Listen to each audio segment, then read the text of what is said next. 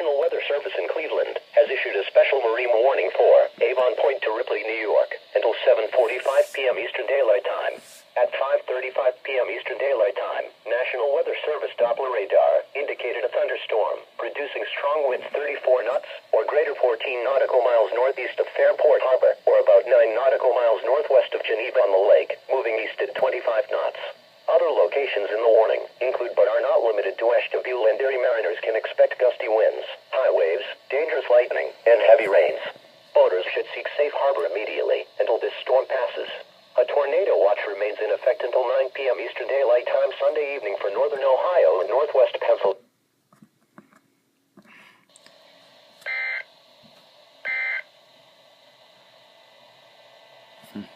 This is NOAA.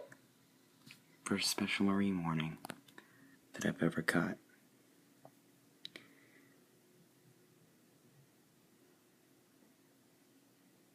And there it is. Special marine warning.